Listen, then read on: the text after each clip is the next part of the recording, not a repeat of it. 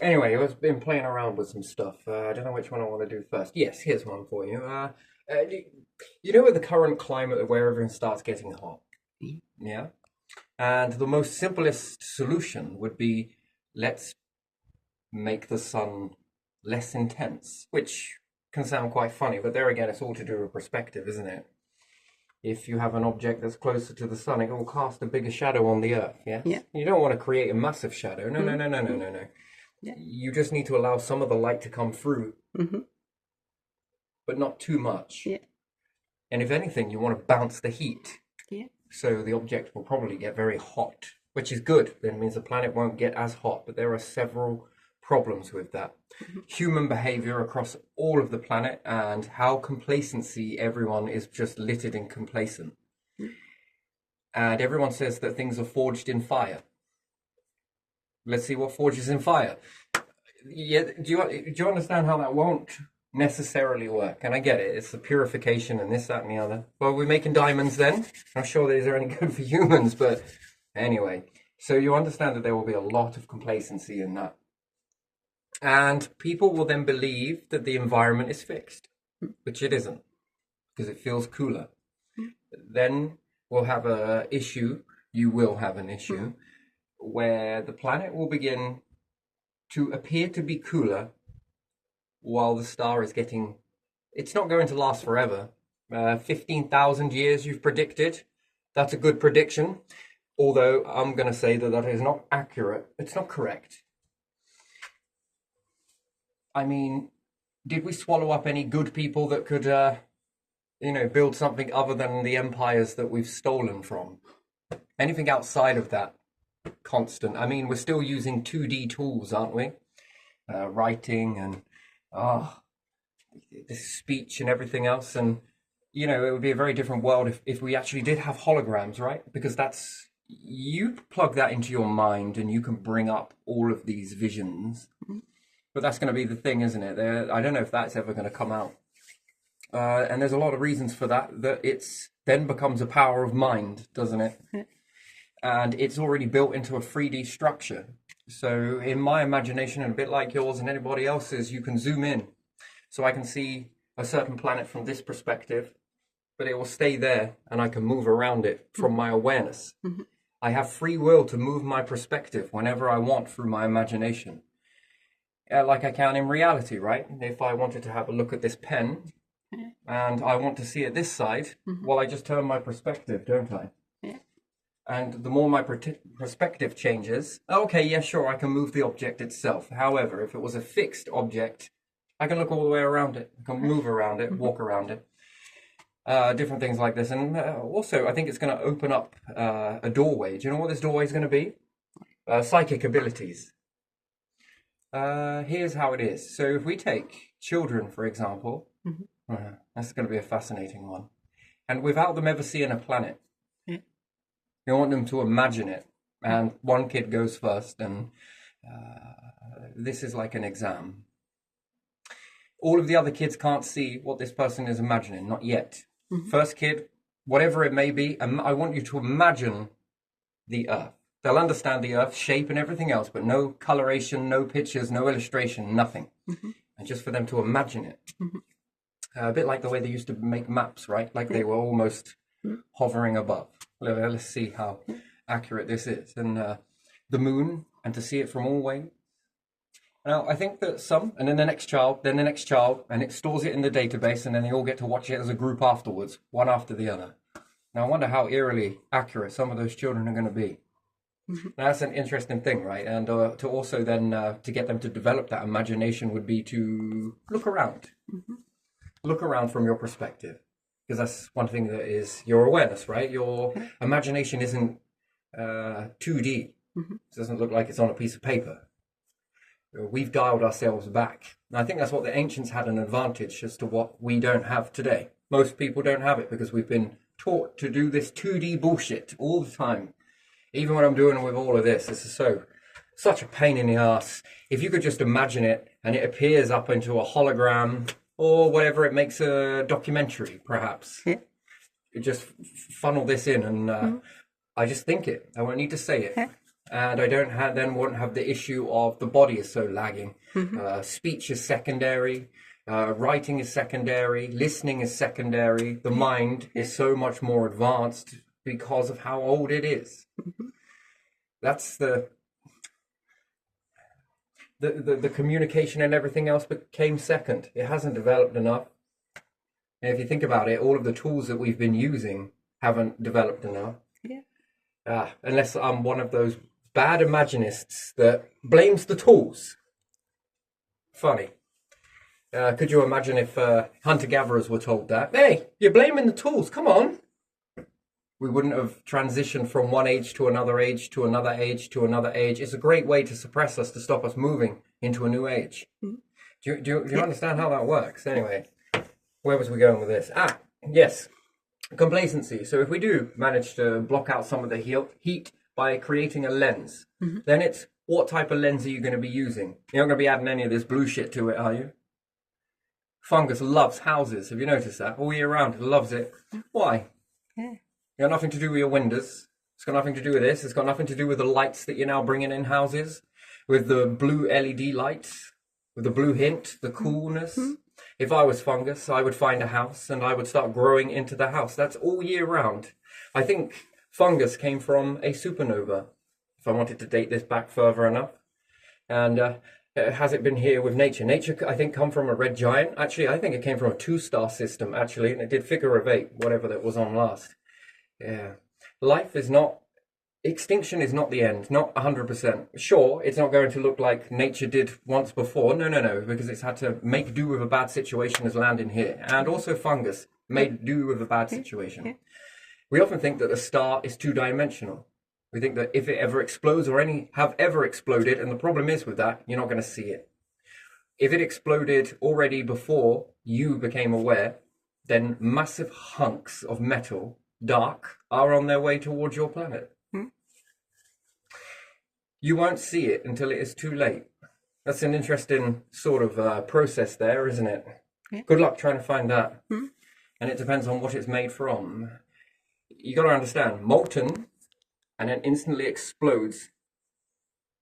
And as it does in multiple directions, sure, these begin to spread out. That's shades of grey. Some of them actually stay in clusters, in clumps. You've only seen, what, 1 or 2 meteorites? That's about it. The rest of it, you didn't live to see it. Even if you get hit by one, it depends on what you're being hit with. And you've got to think about it. You've got a supercooled liquid. All of the gases turn into a liquid, but it's been supercooled. It was heated, nice and hard, soft, and in the grand scheme of things. And then when it explodes, these freeze very quickly. And then it's interstellar space. Is it colder? So we say 350 below absolute zero. Well, that's what we understand. And where did we take that measurement? Well, here. Is it colder outside of the heliopause? Well, we'll wait to find out when they get the signal from Voyager, when it starts reaching interstellar space. And assuming that there is a thermometer on there, if it's more colder, these fragments... And it's the problem with these types of fragments. You can only really see them when they begin to absorb heat. But at what ratio do they begin to absorb that heat? And if they are as cold as the vacuum itself, they don't stand out. Unless they've got an internal heat source, you might be able to see it. Unless they're highly magnetic, you might be able to see it. But other than that, you're living blind. And have we been around long enough? No. Has life been around long enough to understand? And again, it starts with a hunk of this shite hitting the planet. Then where does it hit it? And then when it spreads up all of the debris up, the finer particles are going to go quite high. They're going to move with the bigger stuff. This stuff's going to smack into other stuff. Some of it's going to rain back down, yes, as the planet rotates, indeed. But the smaller particles, whoa, they take a long time. This will blanket the planet, and it will cause extreme freezing. Block the light. And then eventually it'll probably move towards the ring system and slowly but surely start to come in and perhaps grow your equator a little bit in the process. Who knows? Some of it's discharged, some of it's knocked out, blah, blah, blah. That's a very long process. If it hits your star, it depends on whether your star can take that. That's one thing. Another thing is if it hits the star at the right ratio, this can kaput it. That's over. That's game over. Now, that's in meteorites, right? We get complacent. You can move ships away from Armageddon, but you can't move a planet. Perhaps you can, but it has consequences. If you've got a ship, and we understand that as being a geode, whatever it may be, you have encased a lot of your farms and everything else. It will all be inside. Yeah. And all of this moves together, and there is no consequences other than where you are. Yeah. There's not enough knowledge in space as it is. You've lapped, as far as we know, you've lapped around the moon, and that is it. Yeah. There isn't this height, and everything's all straight lines. At the moment, it's all straight lines. And then there's another thing that we've got to take into consideration is inertia. Okay. The best pressure suits just will not do. And that's something that needs looking into as well.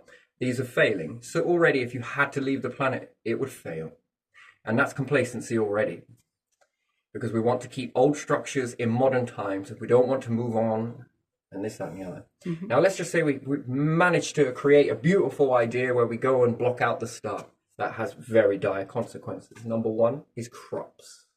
Number two is plants. They've evolved. They've calculated. All life asks questions. All of it. Whether you can perceive these questions or not. Some of it doesn't ask questions, it acts. We ask questions, yes, because you've got a brain to ask them. And perhaps in this way you're more intelligent. Things have been opened up in certain life forms, and others need a bit more time. It's very complex. If you imagine how many wars you have, could you imagine if the whole planet, all of the land creatures could talk and communicate with one another? Do you understand the war? Do you understand the battles? If they were all intelligent, we're talking from lions to bears. Seems very funny, doesn't it? Yeah, that would be a lot of arguments. Yeah, exactly. A lot of disagreements. Yeah. A lot of who's doing what, when, how, and who. A lot more stuff to steal. It's so very complex. Yeah, very complex indeed. Doesn't mean that these things never can. It's just timing. And what's the right timing? Anyway, so let's say we shield the sun. Yeah. And those have consequences. This will cause extinctions one way or another. And then you've got the angle of the light. You've got to understand, if you're tipping one way and another, to one way and another, one way and another in your orbit, how much of this do we know is being calculated? Nature's calculated. Nature asks a lot of fundamental questions. It asks very interesting questions and then acts upon it. Why do I feel like this too of me? All life forms have done this. You choose whatever you want to believe. This is what I believe. Anyway, you start from hermaphrodite. Interesting. And life forms always ask the same question. Why is there two of me? It's not true, but it's the way you get thinking. So we look at the universe and we think black hole. And again, maybe it was asking this question before the invention of black holes. Who knows? Depends on how many the packets of data of life has mixed and merged with other things, with other pieces of information. It's very fascinating, actually. If you take some of the remnants from Earth, and let's say we go off to Andromeda and we collect some packets of life there. Doesn't need to be anything special. And if you were to mix these together and then you get to evolve it and grow it in a cup, so to speak, you'll understand very quickly. But there again, you need a lot of time to do that. You need lots of time to do that, don't you? That's a lot of experimentation, that is. And then it unlocks something in your brain. Why? Because you have some information that you know. Doesn't mean that you can't know it. No, of course. But again, to see it is to believe it. But sometimes believing comes before you see the results. That's something, isn't it? Everything starts on a belief system anyway. So you take these packets of data of life, of the information that they have, and they will bind together in their own way. Perhaps you have one that is natural left to do nothing. Another one that you're going to mimic what you know. What's that? The earth, lightning, different things like that. And then it becomes a numbers game. And then some of them you might engineer to do so. And if it's in small biomes, you would do this, of course. Why wouldn't you? Anyway, now, out of all of those, maybe one pops first because you engineered it. The other ones, it doesn't mean that they won't ever pop. It means that they will take time to develop on their own in whatever mechanisms. But these ones will go faster. But the thing is, whatever starts to begin to rise from that My word, how intelligent it is. And the packets of information. Now, let's say we could understand the information that's being done. Now, let's say it made a life form, perhaps a very primitive one, even still. Very intelligent, it would be very unusual. It's a bit like bloodlines. No. Yes. So dad's family went this way. Mum's family went this way. And they take those two pieces of information and they combine them together and create a child, essentially. It's reverse of hermaphrodite, but it doesn't matter. But still, it's one process. So you would expect to see some data from here and some data from here and combine that. We can see this clearer. International races come together and we can see visible taking on. It's a very beautiful palette, the way the information strands are combined, and it makes a mix of what we are. Now, that's one visible way to see it, and then there's also a lot of other cell memory and different things, disease database and everything else like that, and evolving. But still, packets of information have come together. Now, that's one side of the world, and that's the other side of the world. Two bits of information come together and make something new. This is a particular planet taking a piece of information, life, the packets of life. You take the packets of life from elsewhere, and what do you think these are going to do? Nothing. They're not going to. Sure, some are going to knock each other out. Some are going to turn each other into food sources. Yep. But fundamentally, they're going to have to come together in order to do that. And when they begin to come together, you've taken some knowledge, some cell memory, some information from over there. And depending on what this life has been around, particularly many different types of stars, extinction is never truly a true thing, not until purification of the universe happens, which is things reverting back to a gas, assuming that it goes back to a gas, and can be wrong. However, if it gets you thinking on the journey, that's all that matters. It gets you on a journey. Shift as you go along. That's the best way to be. So you'll understand that that information is going to be very, very advanced. Your information is going to be currently connected to what you understand as the planet, and this information. Stretch your horizon, perhaps, and a multi of information come together and landed on a planet, which then seeded, and off it goes again. Nature's the same thing. And now you've learned in your database a certain something and a certain something, and now this star system and this planet and this weather and this how to survive. And that happens evolving. You don't notice it. You're not aware of it. You just evolve. Like we get taller and shorter as time goes on. Yes. Very interesting. It is. It is. Yes, but lots of information, and then perhaps when you're around something activates. But what you should see, if you combined it from your life, that database you understand very well. But the database from over here, mystery, question mark. What's that been around? And then it binds together. Now, assuming it's intelligent, it's going to be able to be very adapting. And not the vessel itself, although the vessel itself, it would be the evolving ratio. After all, that's its job. Make you survive. Anyway, so we block out the star. We block out the light. Thank God it's not as hot anymore. Problem is, assuming that if we're reading into nature correctly, that it has made a very long-term prediction. In fact, it's evolved towards it, which is fascinating. The emergence of these types of trees is fundamentally interesting, in that it seems to be long-term predicting something. So we know eventually there won't be any more cold ages here. You're going to have to settle with that, like it or lump it. The Goldilocks zone, so to speak, or the sun's intensity is going to change. It's evolving too, It won't hold forever. Now, certain life, can't cope with that. That's just the fact. That's just the way it's going to be. Stay here, you're going to get burned. If the changes happen that are so much so that evolution cannot continue, this will send a signal through the beings that are on the planet that inhabit it, the life forms, and it's going to start activating a stress hormone. Once this is released, there's no going back. You will not be able to stop that with no amount of technology or anything else or science. You'll quit. You'll die trying. That's something. But you won't be able to fundamentally adjust those changes. Hence why it gives you the ability to hightail and get the hell out of there. And you can move with the Goldilocks zone, but the planet, probably not. And there again, getting the balances. That's why it's very important to take the data now, what we take for granted. The tilts, the wobble, the back and forth from the star, all of those changes and the lights in different regions. And if we have multiple stars in the vicinity and they're shedding their light too, then you have to take those into consideration as well. And at what patterns are these? All of this plays a role. Also the moonlight, that's an interesting thing. And you have to factor this in, and it's a very big... If not, you're going to, leave into space, start traveling away, and then things start going extinct on the craft. Why? Well, because shit, something's wrong. Maybe it's because we're moving away. No, because you didn't measure the light correctly.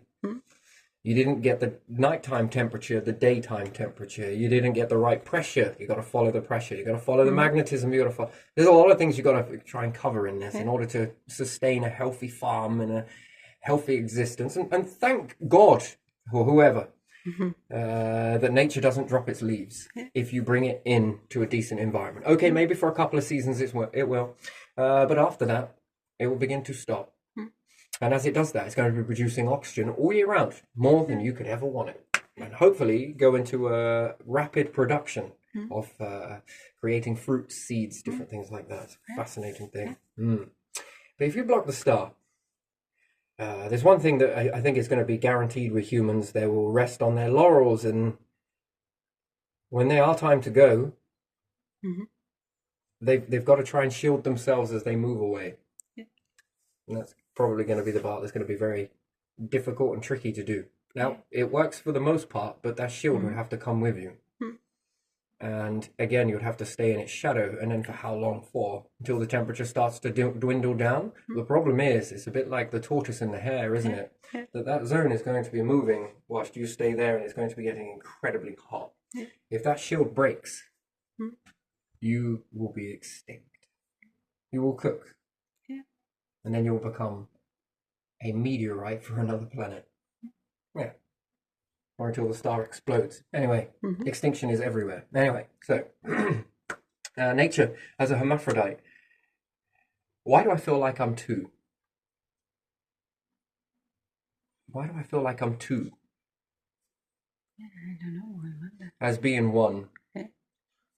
This going to throw up a lot of questions that if indeed this turns out to be true, I mean, call it a load of shit if you want to, that's up to you, but then explain why nature has hermaphrodites. Explain why you have them. Now, are you evolving to become hermaphrodites? Very unlikely, because again, if you were to speed this up in the breeding ratio, a very interesting pattern emerges, and you'll learn very quickly on that it doesn't last very long. So the life evolution, perhaps, behind the scenes is asking a question.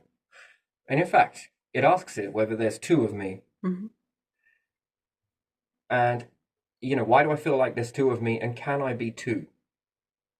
And the universe answered back and says, no, you're wrong, you can't be two. And then nature's like, well, I just did. Yes, you are three. Three, hermaphrodite, male and female.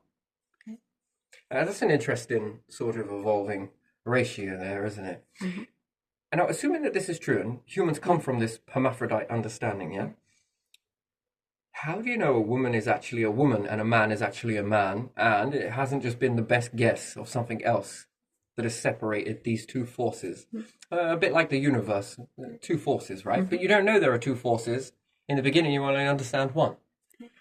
And then if you died at that ratio, you would say, whoa, come here, intelligent beings. Okay, then, what was the universe all about?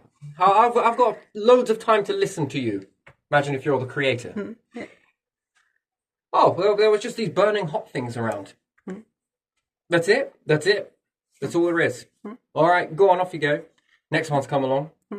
Oh, what's the universe to you? Well, the universe to me was a few hot things around.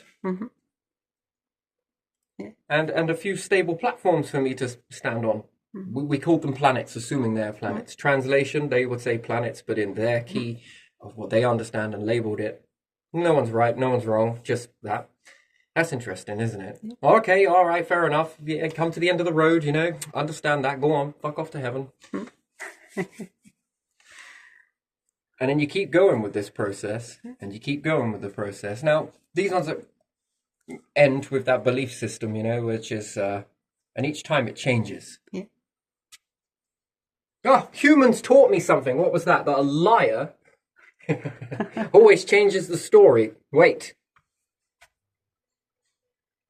That's interesting because the universe is constantly changing the story all the way up until a point now. And then if you ask people now, what was the universe about? If you go extinct tomorrow, what was the universe all about? But you'll say it had this or had that, and it was just best guess. What about the ones that survive cycles? Yeah, they know more. Well, these ones aren't coming to fucking heaven, so I might have to go and travel and meet them. Land on your ships. Who are you? It's easier if I just say I'm one of you, but I'm not, but I am. Wink, wink, and nudge, nudge. What's this universe about? I know I'll start to tell you a massive story about the way that it first started off. They first believed it was this, and then this happened, and then that happened, and then that happened, and then this happened, and then it began to balance out, and then this happened, and then it started getting taken over with darkness, and they first started. It was really weird, weren't it, guys? Yeah, it was. We started on a planet with these things called seasons. Translation, that's what they would... you call seasons, they would name the same thing in a different way, but still, they're on about the same process as seasons, and then they noticed it in the universe, and the universe had these bloody seasons.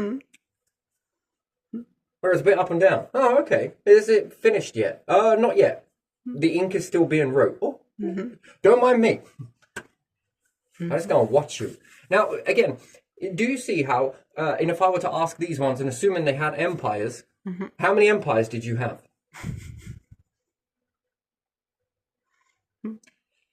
Did you remain stuck on prehistoric empires? However they would say yes or no remains to be seen, but apply this to human logic. Yeah. What is it? You're all ancient empires that you've carried over into the new world, if you like. Yeah. We often say that change is this and change is inevitable, but we don't like change. Oh, I'm sorry. Would you like me to put this in a complaint to God? Well, what do you mean? Well, apparently you don't like change, but the universe, the weather, the planet, the star. So already we've got this as a fixed... We're already talking complacency without actually saying it, and we're never aware of it, but that's what we're doing. We're labeling it that no one likes change. Oh, dear. Well, you're in the wrong you're in complete wrong aspect. I should have stuck you in the biome that was permanent, although those won't happen. Yeah. The thing is growing. Anyway, so we evolve. We're often expected to change and do all of these weird and wonderful things, but we never catch up our prehistoric ways. And even when we spend all of that time pissing on the toilet seat and people are like, yo, you ought to lift that before you ever go on there. It's a man's world, so this is a man's joke. So, yeah. You're kind of pissing on the toilet. Would it be easier if I just... No. But, okay, here's a cloth. Actually, make that thin. Actually, you know what? Use your hand. Wash your hands afterwards. That'll be fine. Anyway, but still, it's a very weird sort of... Could you imagine the amount of empires you're going to go through in each trimester? Could you imagine that? So what? We'll create another empire, and then another, and then another, and then another, and then another. Yeah. Do you think empires are problematic? Oh, blasphemy, I know it is, but still, do you think the idea of an empire is just... Yeah, it is problematic, isn't it? Is it, though? That's the thing. That's a good question, isn't it? And even if you left it up to people, would they actually care enough to leave? And then do we have a decent structure in play that is going to guarantee our survival? If not, what's the fucking point? What is the point in pretending in this circus act for anything? What is the point? Yeah. You're going to fuck it up anyway. What's the point? What is the point in any of it? What is the point in getting a job? What is the point in running around doing this shit? What is the point? You want me to look for God for a meaning to life? Oh shit, but don't look at other humans. Or am I supposed to look to the gentry? They don't show themselves very often, do they? No. Because in their world, if I ask them, pick them up, oi, what's the meaning of life? To make money and control people. Interesting.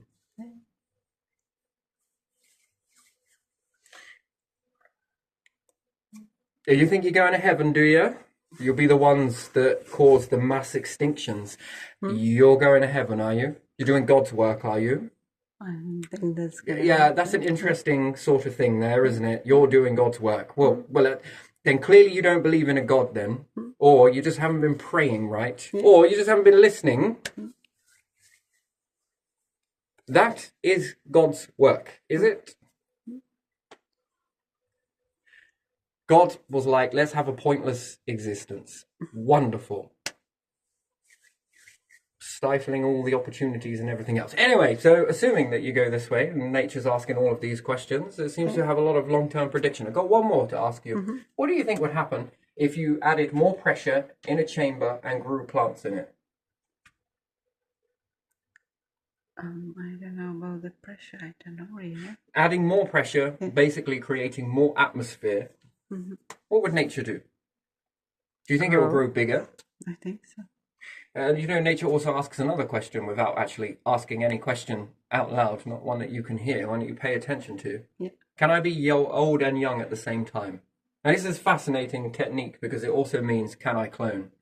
The cloning, where it comes with it, and birth and death become a part of the fixture. In fact, they have rapid rebirth and many deaths. What would you do with data if you could watch yourself die in real time? Now, assuming that Elon Musk gets his skates on and he makes a chip that goes into the brain, yes? And I believe that we're going to see some cryptid stuff, yes? With your mind will only be able to read your mind's data really fluently. And other people, I don't think it will register as great. Anyway, let's just assuming that you could put, and we'll understand this from the plants, yes, that they are cloning, engineered cloning. And let's assume humans do this, and not the cloning at my age now, and I make another clone to that age and to that age. I suppose it's got to start somewhere, but that means that death will follow you eventually, because you'll be incredibly old, reaching 100, and then trying to bust out more clones, and after that, there's probably not going to be many more. You'd have to keep on pumping out clones, and one of you will drop every time you pump out another clone. And assuming that way would diminish, there would be diminishment in it. You would only be able to do that so many times. This one is more growing a little growth on you, and it skips all of the birth. That's a fascinating thing. And it can also take all of your data in the brain, will absorb that data, and that's called wisdom. So there's multiple ways of wisdom. Wisdom is quite the thing. Usually a 3 journey, but you only know 2. But you'll say you know more. But anyway, we're just going to keep it as basic, right? So try and do it this way. So wisdom is what you learn from other people. Yeah? You can garner it that way. And that's one. And wisdom is what you learn by making mistakes yourself. Someone says something and you're gaining wisdom this way. The third wisdom is if you grow a clone. Can you imagine 80 years worth of living, compact, compressed, and put into a clone of you that is, starting to pump out? It would look around teenage years. It would skip all the birthing. Sure, it would start somewhere, but the brain development, it knows how to do it. If we're looking at a clone for a plant, this would be interesting.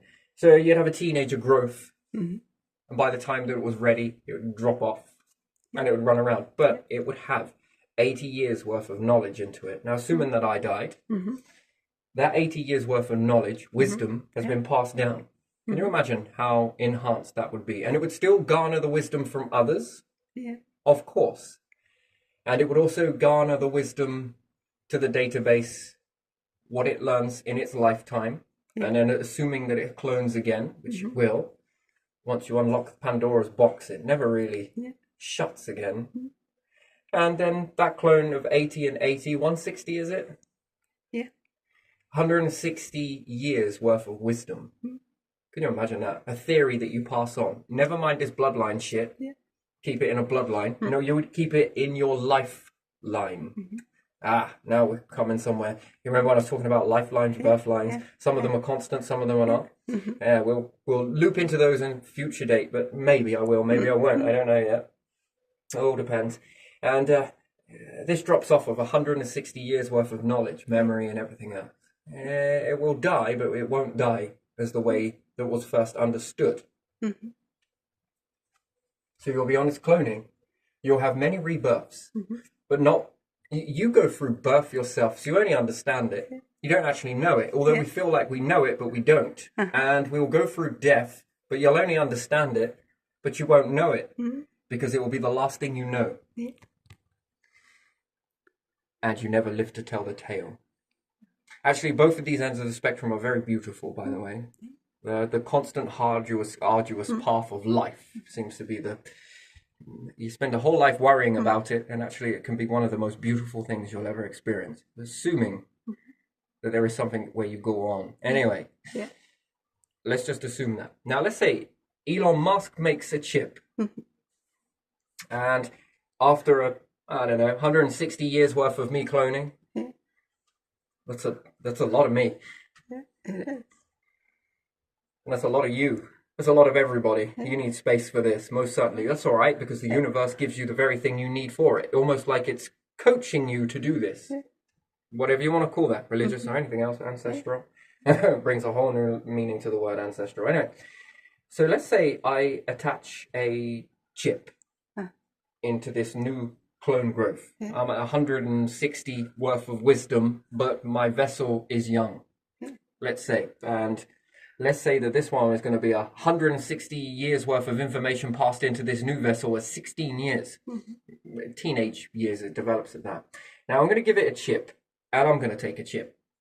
And I'm going to be sending real-time data, but I know that my vessel is no longer any good. I know that it's going to be winding down, and I'm going to be sending this data real-time into the clone. All the way until my lights go out, assuming that they do.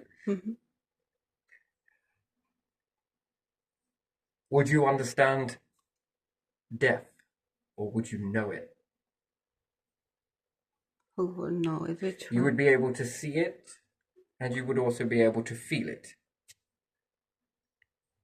with the chip. Assuming that this chip was on fucking steroids by this point, and assuming that it just starts off with a seed, Musk gets it built, and others continue this process, and it gets better and better like mobile phones. Let's hope we don't hold back on any of that technology. Just assuming that we didn't, and we put everything in the basket, and it was slow and arduous because it's a very slow process. But let's just say that it went on steroids, and it was equivalent of real-time data faster than any Wi-Fi capabilities that we see now. No lag, no data missing. You're going to be able to see it and hear it, feel it, sense it, understand it, and you're going to know it. Do you think you would be ready for something like that? At birth, it's still not opened the door there, but, you know, if you could ever attach one of these chips to shrink it down so small that you attach it to a sperm, and as the brain begins to develop, it develops into the chip in perfect alignment. Now, assuming that is even possible to do so.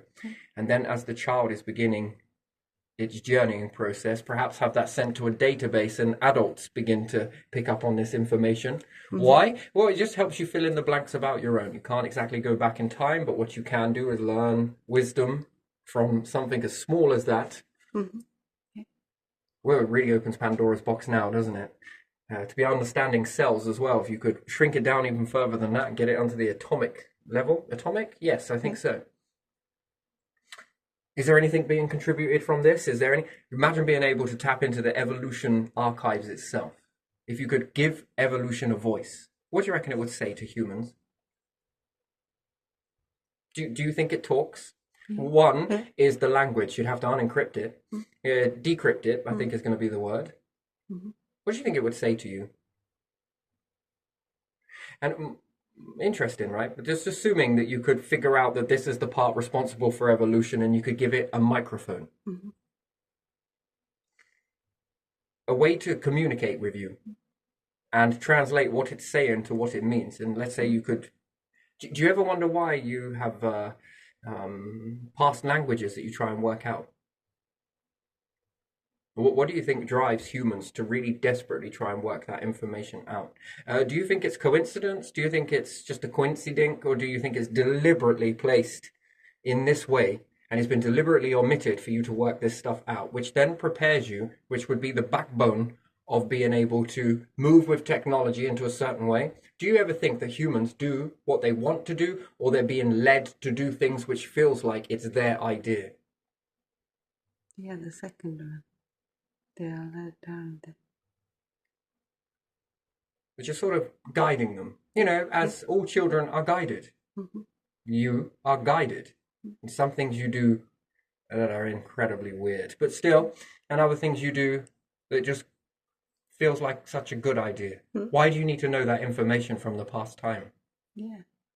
Why do you need to try and work it out? Yeah. What is it for? Yeah. Well, anyway, perhaps because you're going to get some weird information. Now, here's the interesting part. Let's say if you could give evolution, and assuming that it's in you, mm-hmm. and it's in animals, and it's in every human on the planet, without no exception to the word, what if it all said the same thing? And here's another thing. Mm-hmm. What happens if you told one something, and all of it knows? Mm-hmm.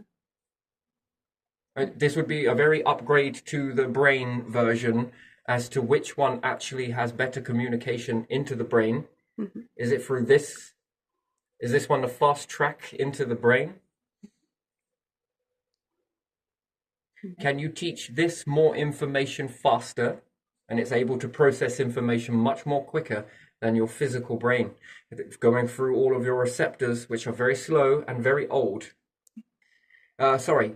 Young. Evolution is very old. So which one do you think has fast access to your changes? And it does it whether you want it or not. You see, that's like we live in a sort of authoritarian socialism.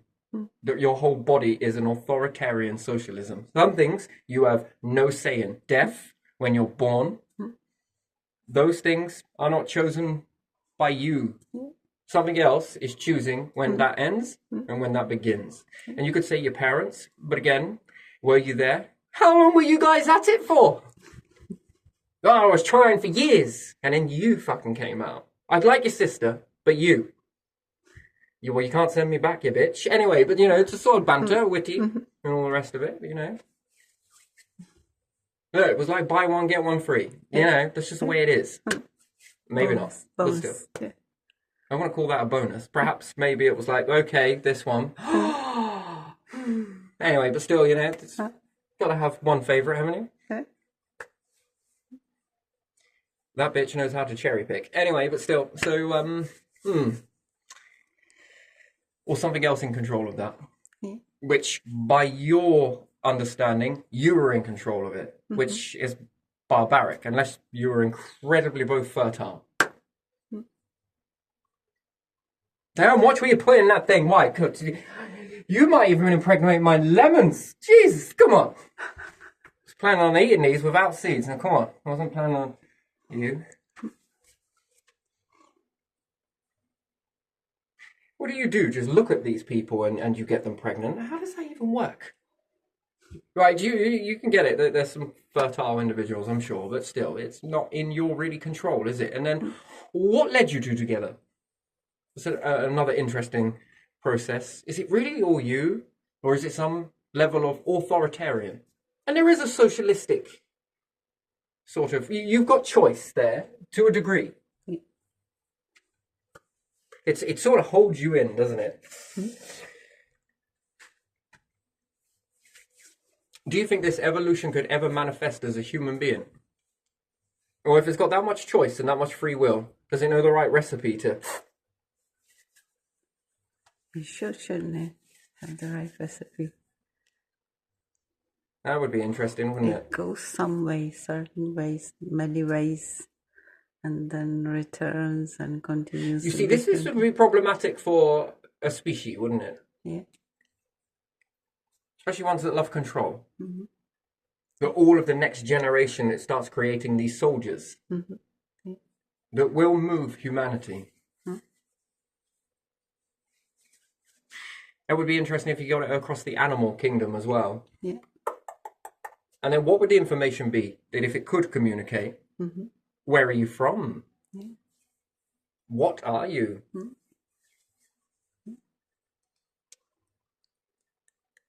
Can't exactly go to war with yourself now, can you? Who has who over ransom here? That's interesting, isn't it? So by and large, it lets you do what you want to a degree.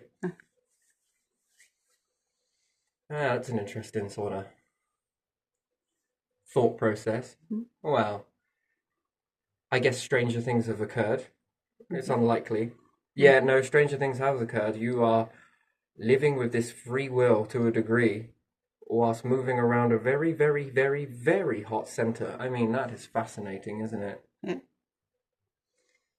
Backed on to a very, very, very, very cold everywhere else. I mean, how fascinating is that? You're like on the cusp. Interesting. Nature seems to be doing the same thing. But yeah, again, you can be three. You go three, and then it makes sense that this plan has perhaps led to somewhere else. Cloning. Interesting. Learning death, learning birth.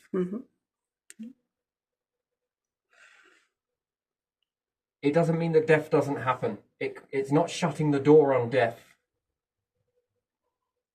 And it isn't shutting the door on birth. But what it's saying is, I'm still going to go on, but I have to accept death. And I have to accept rapid rebirth. Why does it not shut this out? What is the calculation that's being done that prevents it from shutting these out? So what's its long-term prediction? What's its question? It must ask a question. Sure as shit it does.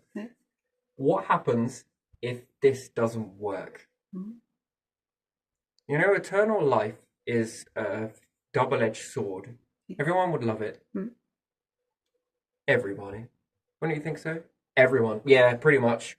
I think that's probably one of the things that people would want. I think mainly, not everyone actually, that's probably not, I can't please them all, but even still.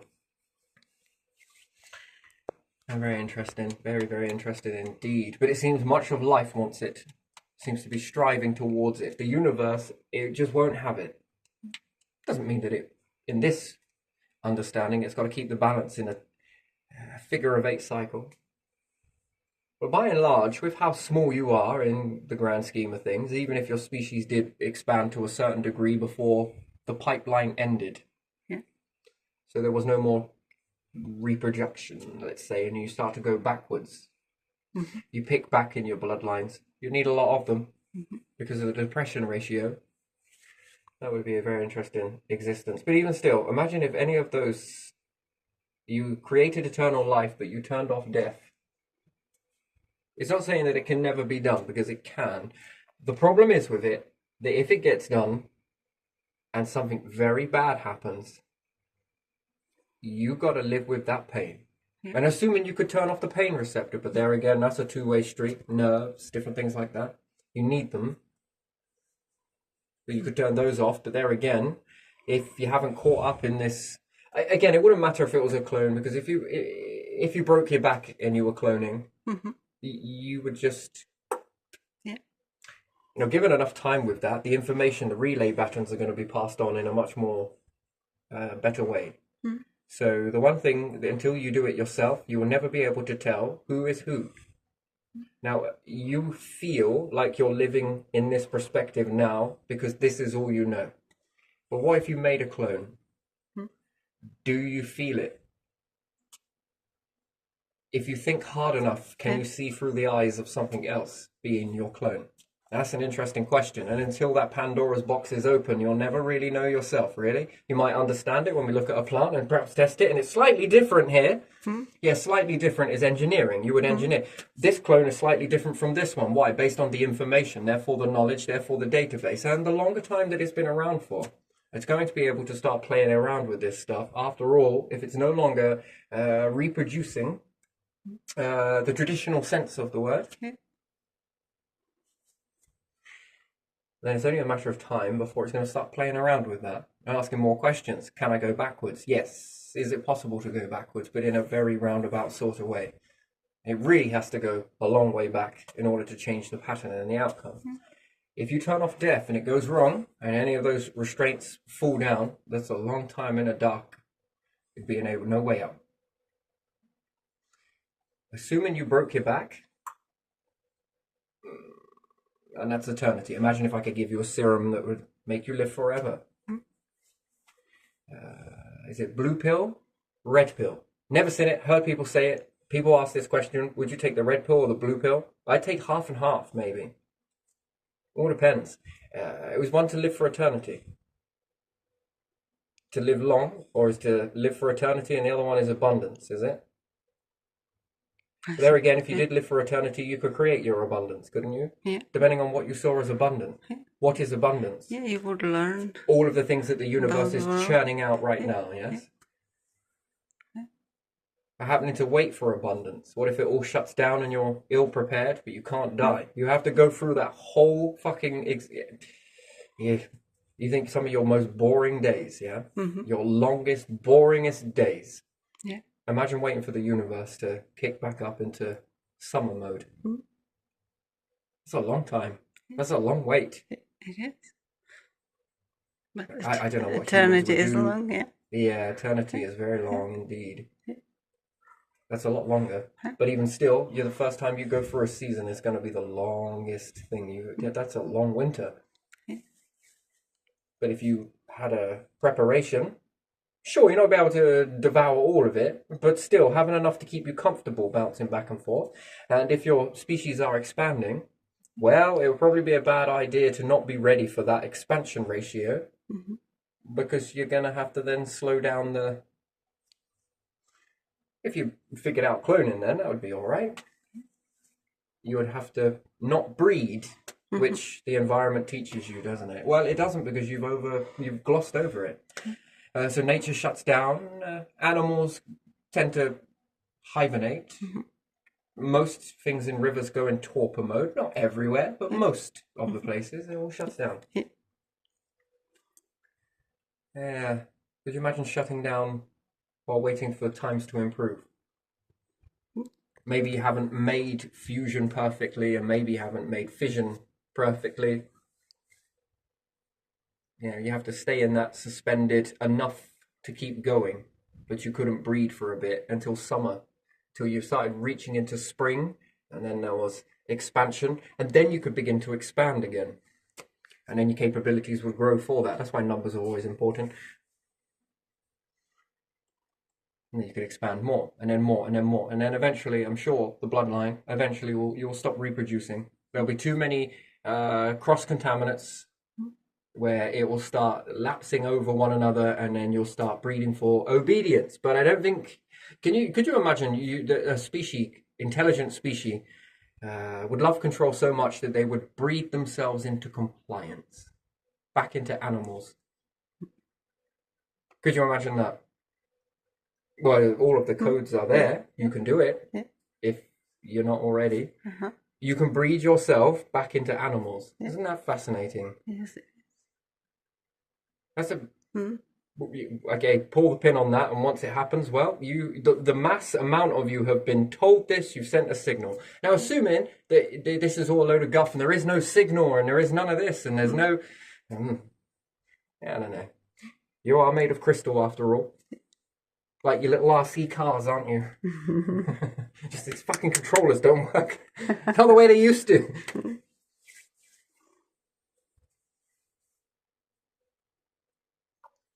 Yeah, fascinating. Very fascinating. So yeah, I was always asking this as well, which was constant pressure chamber. What would happen? And then at what pressure? And then if I wanted to mix up the gases as well. But what if I did it with carbon dioxide and oxygen and nothing else? Didn't add any hydrogen in there. Stripped it all away from hydrogen. And what I would be looking for, and I would need multiple of these chambers, is 1, X amount of pressure. 2, is the right sort of light. Because what would I be wanting to find? I want to find nature's optimal operating capacity in that. Why? Well, because if I look after nature, perhaps nature looks after us. And how's that? Maybe produces better fruits and yields naturally without happening to do it any other way. Beautiful. Keep the unnatural shit and learn it as you go. Yes, it's always a good fail safe. That's more than enough to...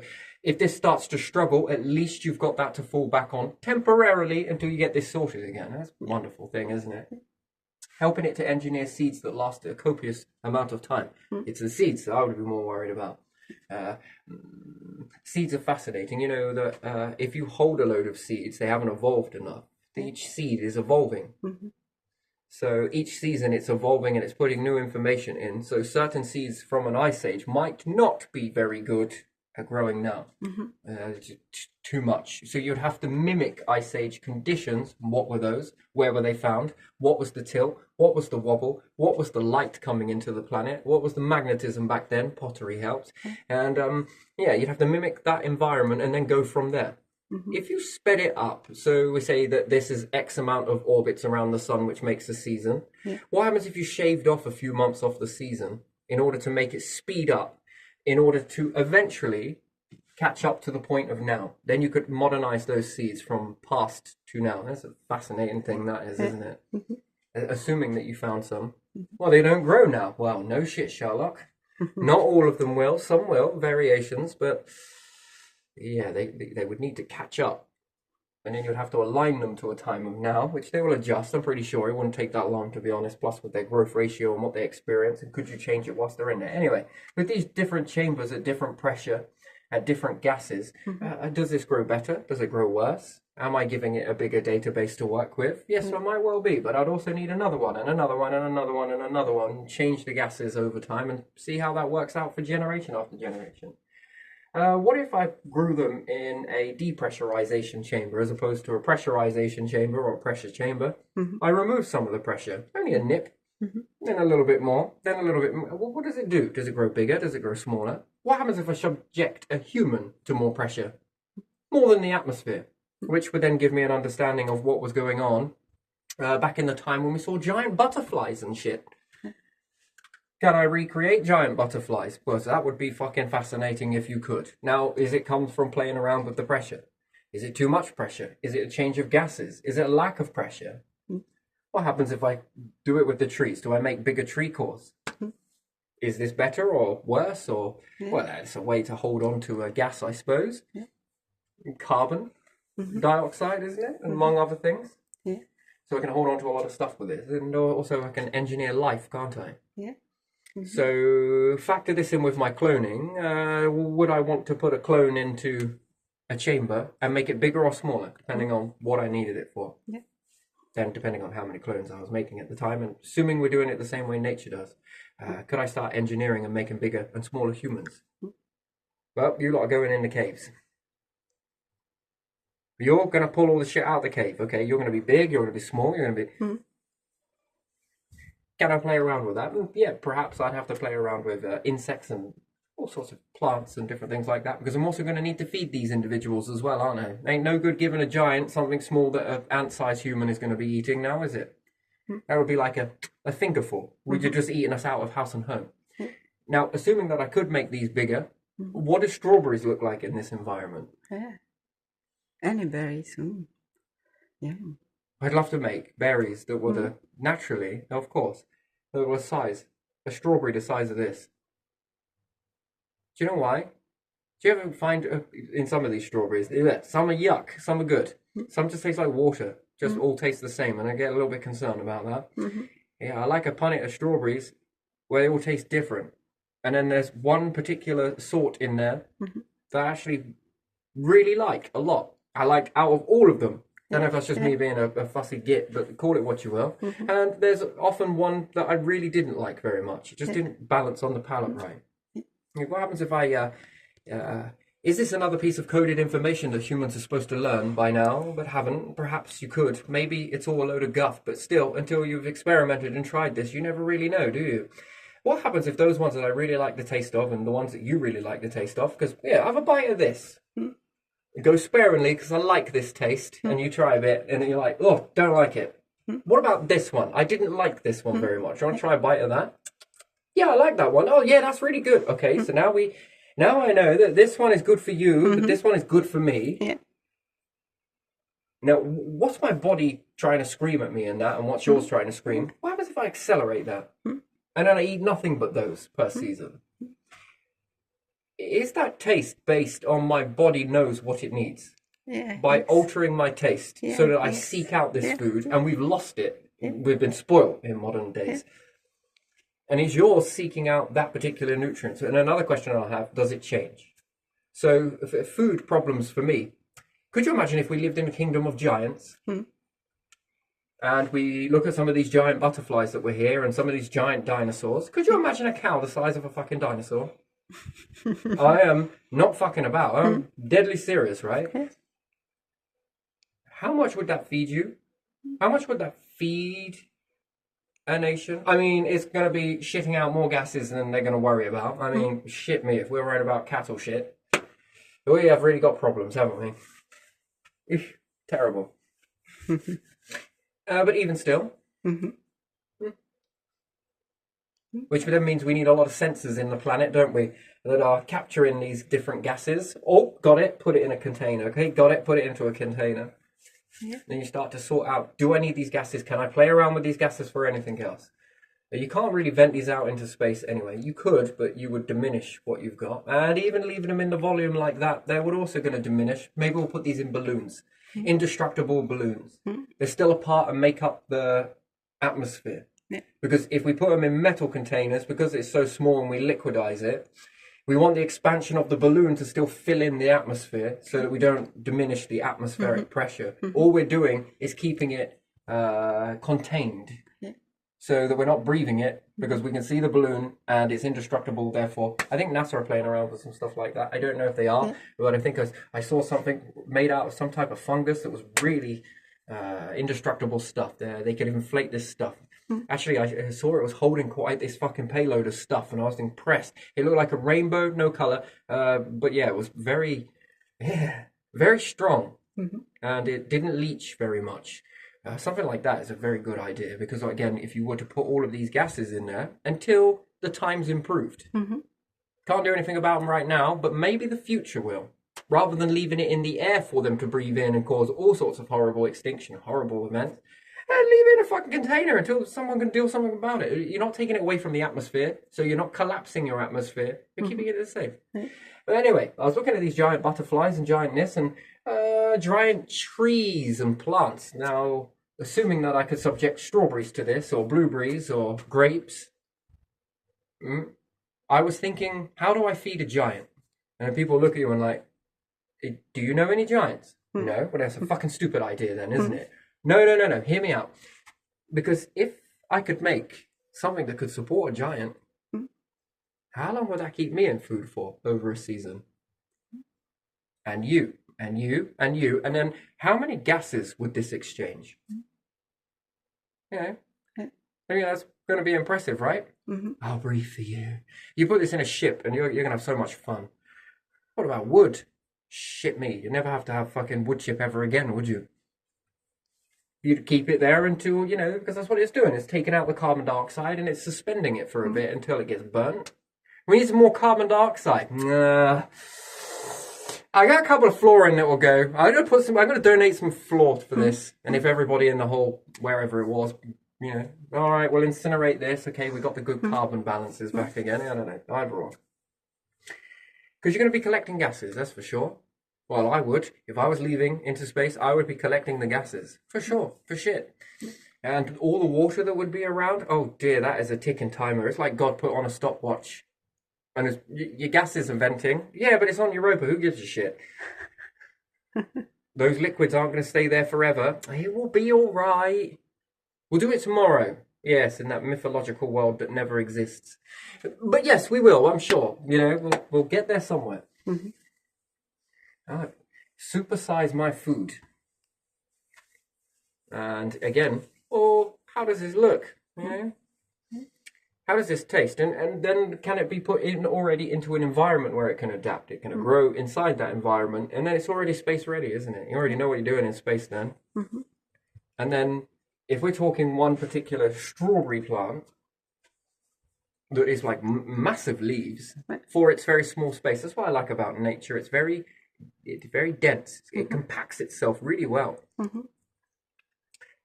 Now do the same with strawberry plants. And I'm very fascinated that you often think that most of the canopy blocks out light at the bottom, but I don't know if that's 100% true. Not really. For the most part, yes, but for some of that part is also no. It depends on what's growing around, really, doesn't it? Yeah. I think that certain things grow with better under a canopy than they do exposed naturally to sunlight. It's too intense. But when the bigger trees, if you like, have taken what they need from it, and some of that filtered light does come through, it actually supports the stuff that would struggle to grow out in an open field somewhere because the light and heat and the intensity would be too much for it. Therefore, it can grow. So you can build things this way as all how you plant things. Yeah, fascinating, really. Yeah, I was noticing when you bunch them all together, how they protect each other. I noticed that when they're on their own, they struggle. When they're together, and they actually help one another because the sun is going to often not move. So they all get a good dosage of that. But the first one that it hits is basically preparing the other one behind it. And then when the sun moves around a bit more, this one's now no longer on the intensity. And then when it's this side, this one is now having a break. So it's not constantly overworking in that aspect. So I find that sort of, it's like trees have their own version of sunscreen in this positioning, isn't it? It's a very fascinating sort of process. And one more, it's a sewer cleansing system. You would think that living on a planet filled with hot shit underneath your feet. And you live with glass, yes? Do you know, I actually make a prediction that sand is going to be the most... the Egyptians are probably right. It's golden, yes? It's the golden river, if you want to call it that. It's sand, isn't it? Yeah. Interesting. Anyway, but even still, if you were to block big blocks of glass, and yeah, sure, lightning strikes, earthquakes, and all the rest of that shitty. Heat rises, yes? Interesting. But if you forced it to go the other way, well, you allow it to rise in a chamber, yes? But the top chambers are exposed to cold, and the bottom chamber is exposed to heat. And if you were to pour your piss and shit in there, isn't that going to sweat? Yeah. Well, if it kept going through a chamber with a lip on it, so massive volume here, yes? You have all of your dirty debris inside there. That is sure as shit going to get hot, yes? It's going to evaporate and condense, and then it's going to drop down and fill up, as long as it doesn't go too much. And then if the next chamber heats, it's going to do the same dip until it comes all the way out, yes? You just keep going with the process, yeah? Big chamber full of all your nasty nigglies, yes? And then if we were to put a chimney on there and then encase this and do the same dip here and next one and so forth and so on, aren't you going to fill this up with some level of purification and you're going to be left with a lot of debris behind? And then this dried out, yes, which seems like quite a pain in the ass, but you got to do it because if not, your ships are going to get absolutely disgusting. We'll be living in Tudor ships. And it's going to stink. Now, this dried stuff, what could you do with that? You could throw on a desert, that's one thing already, yes? It never sees rain, so it's always going to be dried out and everything else. La-di-da. But are you going to start to purify the liquids from that in this particular process? And then once it's separated a lot of those debris naturally using the ground, the heat, shit me, I'd even have power stations down there. But there again, there would be complacency again, wouldn't it? Like blocking out the star, doing all of this. We good to stay here for another billion years. Now, where's my seat? Even still, if you take this concept where everything's orbiting, yes, you're going to have something very hot, yes? So wouldn't you put down all of your nasty, niggly debris into that? And it will burn. No, you mustn't burn. No? No. Burning is losing. You have to recycle. It has to be a self-fulfilling prophecy. If you burn it or vent it, you will diminish. You will start off with. I don't think you understand this process, or maybe I don't explain it correctly. Let's assume that this is your volume, yes? Yeah. And you are going to vent your gases, let's say. You're going to burn something, then that means that the next time you'll have slightly less in your container. Yeah. And then you'll diminish some more off, and again you'll have slightly less, and if you keep traveling, yes, you'll have even less until eventually you'll reach critical. You'll reach critical. I don't know what we want to call that. Anyway, it doesn't really matter. But you would reach an extinction moment where you would look at that and be like, "Uh-oh, where are all of our stuff going?" Well, because you're burning it. There's depending on, assuming that you're traveling and you're just chucking away stuff or burning it, you're losing it. You're losing it, and then it becomes a product of that particular suspended star is what it is. Just like the universe already is in suspended figure of 8, so you can do the same thing, and life in this way is also suspended. The cycle is still very present, but it continuous goes on. This one continuously goes on. The universe continuously goes on through the cycling. Here is like not cycling. If you don't cycle it, you lose it, and if you lose it, then you will run into extinction, or that's what will happen. Another one was people will say that they would just give him a space burial. We probably see that on, I don't know, maybe it's on Star Trek and shit like that. I've never actually watched it. I did, but I wasn't paying attention to it because it was on at somebody else's house. I just go see Rolly and that. He was watching. It was on the TV. So I probably took in some stuff, but didn't realize it. I was more interested in Lego. And is there anything like that with a space burial? Yeah. Where they send off the body out into space? Yeah, but in Star Trek they travel from planet to planet, so they are not dependent on what they have inside. So maybe that's the difference. So probably sort of blink and you appear at another planet system. Yeah. In the real world, that's not going to be it. Maybe you'll get there one day, but in the beginning, it's never like that. So probably the bit that's missed then is the beginning times. Yeah. If you were to eject bodies, you're losing a lot of things. Actually, you're losing nutrients, and you are also losing water. It's something that most people don't want to talk about, but if we've led the path of cloning. So your clone will start to decompose. You would have to put it into think of a dehumidifying system where it begins to extract all of the moisture from the body and dry it out, essentially. And it would need to be, assuming that you'll be still growing bones if you leave to space. I don't think you will. I think you'll have cartilage, which I think will eventually rot down quicker than bones. Bones create a waste product, and if I'm calculating this right, evolution has already made plans just in case you go to space. Interesting. So is nature. Again, doesn't want to lose anything. That's assuming you have bones. I don't think you will. I think you'll be more like an octopus in nature, actually. Which helps you deal with inertia as well, so it actually doubles up quite a bit. But even still, until transitioning into that, you need better suits. Because the inertia is going to be the problem. So I think you'll evolve a bit more like an octopus, and I think the legs will turn into extra hands. So, yeah, and this will put a test if you needed to go down onto a planet. I think you would evolve, again, depending on the... You would evolve in and out depending on the situation. And most probably won't go down. They'll probably make robots and send those down. It's just easier. You probably wouldn't go back to gravity because it will be, it ages you too much. It does this. It's just such a pain in the ass. It's got to have bones and fucking legs and everything else. And what are we going to do? Swim in space? People will make some very savage jokes, don't get me wrong. So it's more handy for you to grow this way. Yeah. Literally. Okay. But anyway, assuming that you were to cast out a lot of bodies and with all that water and nutrients and everything else, eventually you would deplete your ship and it would turn barren.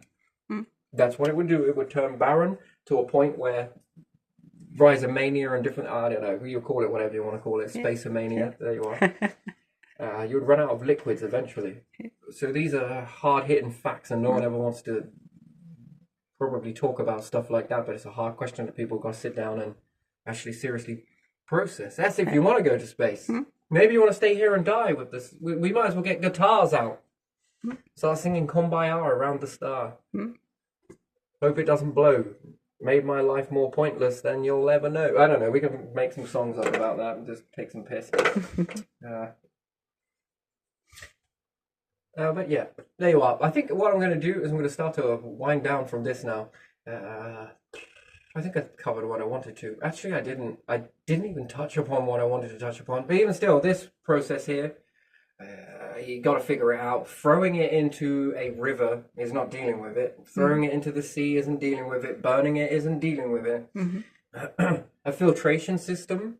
Could you imagine if you made two types of rivers or pits, and you allowed one pit that was easy filtration and you threw in all the sewage water? We should call it Tudor Hill. Well, they have Gallow Hills, don't we? Yeah, we do. Yeah. We should call it Tudor Hill. No one ever goes to Tudor Hill. Why not? They come back, but not the same. You know what? Old matey went over there. He did? Yeah, but couldn't go near him for a month after that trip. It was like he just sweat the smell out of him. It was terrible. We tried scrubbing him in tomato juice and everything to try and get rid of the smell, but it just didn't work. Anyway, but assuming that you did make a Tudor Hill, and the objective was to put your shitty pissy shitty inside it, lots of it wet with all the water, and then it was going to seep. And you'd be like, ugh, actually, not really. To plants, that's more like, not that concentrate, no. But as it seeps through, I'm sure it can be. And if the debris stay behind, they'll dry out, and naturally flies, different things like that. Some things will begin to break this down and make a habitat out of it. You're going to eat that? No. Go ahead. It's yours. Waste not, want not, I suppose. Would you like some salt? Never mind. Try it. Enough.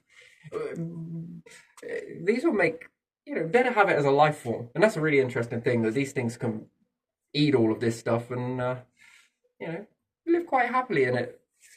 Yeah. But as they do so, they break it down, and what you do is you purify it in such a weird and wonderful way. But life gets to the point where it gets too much, and then you have to deal with this stuff. And then, is the planet fast enough at breaking this down? And then, is there a way to break this down faster? Is it another question? I think personally, putting it in compression chamber and pulling out all of the air until you start to split it apart, and then hopefully the heavier soily debris will stay behind, but the liquids will separate into a gas, and then you repressurize this elsewhere away from that stuff, and then it's taking care of it slightly but not much, and then try and jazz it up as best as you can to find a way, what can we do with this stuff? And again, if often than not charring it, but to char it, I would bring it closer to something that's very hot like this until we turn it into essentially an ash. And then find out what to do with that after you've done that, which is really heated it up and burnt it out. And then does it make nutrients for soil better than what we've got? And then there's any risk, if there was any bacteria or anything else left, which is very unlikely in a pressure chamber, and the heat. And something dry, probably not. We purify gold in a fire. Have you ever tried shit? I know in this process it would work because you're not using fuel to burn anything. You're using orbit to heat an object, which then gets very hot and it suspends. It's not enough to cause fusion because you don't want to change it. You just want to keep it alive for a bit. A bit like the universe is in this particular cycle here. Suspending it is what it needs to be done. And as it's suspended in this animation, it should go on for as long as possible. You've got to get it started. That's the only thing. You ought to jump start it. It's amazing, this thing. It's a bit like life, isn't it? It needs jump starting, and once it goes, it's off it goes until it's spent its fuel. Very interesting process, and I think that food needs to be better. I think we need to design food much more better. It's called waste for a reason, so we are wasting it. The body clearly didn't need all of that. So again, it's another thing to look at. It's a shit job, but someone's got to do it. Yeah. Are we eating the right way?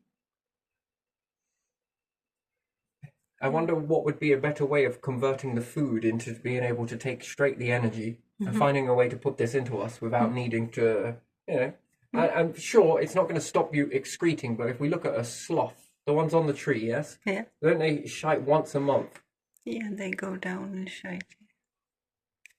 Now, again, it's still creating waste, but still it's over a longer period of time. Could you imagine if you not engineered, but took the food and jazzed it all up and everything else and extracted what you needed from it and take this, eventually technologies will evolve for that. I'm almost sure of it, actually. Yeah, I think that any life forms that travel in space probably don't have minimal waste, I think is what it would be. And if they ever do go, it would be very minimalistic. It would be, they're receiving a lot of energy, sure. And if you're in space, you're going to be moving a lot less, so therefore there's torpor. Especially when we're looking at fish, they barely eat over the winter. That's an interesting thing. They stay in this sort of torpor. They do, but it's bare minimal. So they sort of shut down their structure. Now there's a sort of way into that if we can get the energy. Oh, it changes the way you eat forever, doesn't it? And it makes your food source even larger. Because essentially we're eating to waste. Which again is very profitable for companies when you're constantly flushing water down your toilet. This makes a lot of money. If you think about it, if you didn't flush a toilet each time and it wasn't filled with that much water, which is around 10 liters per flush. If there's 2 toilets in the house, man, out of a course of a day, especially if you've got to drink all of your water, come on. I mean, yeah, I don't know about that. But still, then you're going to be going to the toilet regular. Therefore, you're going to be flushing a lot more. And with you flushing a lot more and junk food and everything else, it gets through the system very quickly and it is very minimal in content. They say hollow food, right? Yeah. Lacking in nutrients. Yeah. And that means you're going to go to the toilet more often than you should. And as a result of this, you'll probably see the increase in certain types of ailments because, again, the organs are... they're not perfect. They're really not. They do a purpose. And there again, if any ET was to travel... life forms, and they found this way, they will have more life force because of the wear and repair and tear and repair is minimalized. So it costs you life to eat food. Isn't that bizarre? Yeah. Because everything has a limit to what it can do, and if you're eating you're overcompensating on fluids and you are overindulging on food, therefore you are over-flushing, you are wasting a hedge fund, an old hedge fund, probably with ancient times, you are wasting water and you're shitting it up. And then this goes on to pollute the rivers more so, and then maybe the sea, and maybe sea life that is bottom feeders and other stuff like that. Which there could be a way forward with those things, but just not in the sea. Because you change those and then you can't eat them. Now, whether they ever heal again, I don't know. But still, yeah. Its minimalistic way is probably better. And space is more supporting, which then leads you into torpor. Cool. The awakenings you're going to have there. Cool. Could you imagine getting pissed in space? That would be interesting. Anyway, but still. Yeah. So you would live longer. Wouldn't that be bizarre? And you would burn exactly what you needed. And no more. That would be an interesting sort of species, wouldn't it? And then therefore, would you really need to grow as much, perhaps? You would, because of the oxygen-carbon ratio, sure. And plankton. Plankton and jazzing that up in a craft somewhere would be awesome as well. Again, it's very compactual, but it needs to have a finite supply and demand. So yes, you existing in an environment that took that and utilized that into energy and then broke it down and released something else. Again, not perfect because it still runs out, but it's good enough. Jazzing that shit up would be good. And also trees because of how well they pack in. And it's nice to do carvings and shit as well, isn't it? Yeah.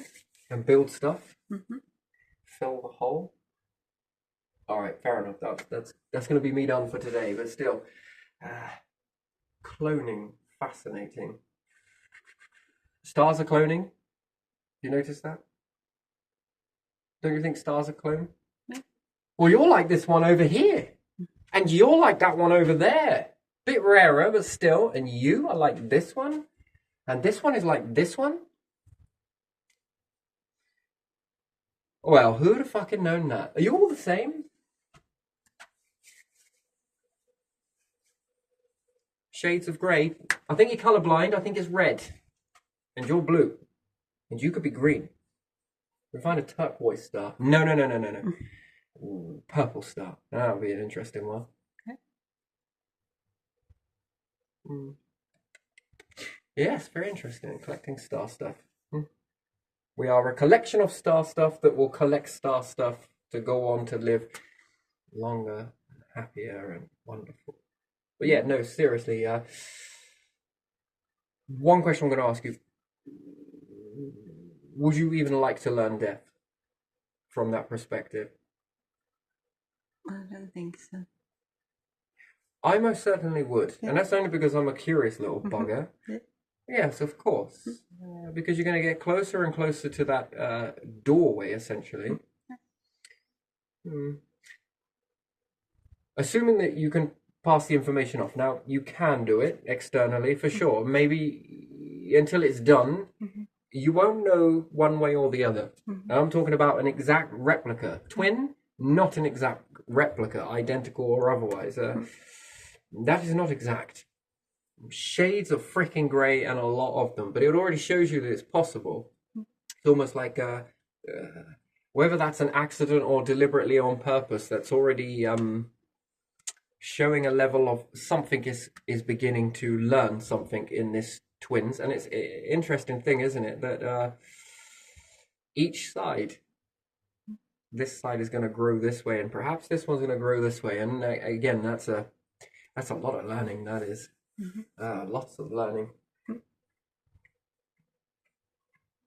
Interesting. Anyway, but still, learning death.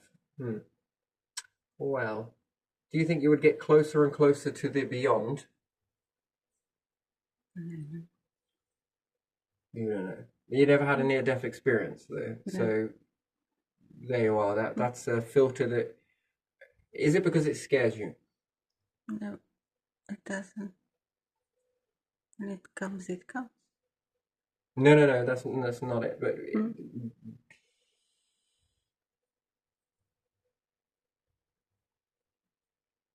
it's a fascinatingly interesting process.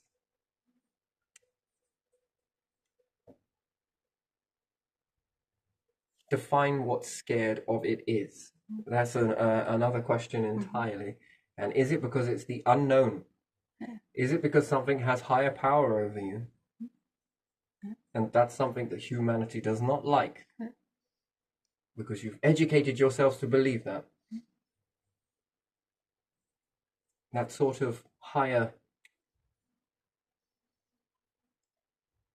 Well, you will get closer and closer to it in this process of learning from this database to the point where you're almost able to shake hands with it. And then I wonder what the information will come back to you, your personal experience, which again, it's not going to answer a lot of questions. It's going to answer a few, yes, and a lot that you've had. Don't get me wrong, but it's going to provide more questions.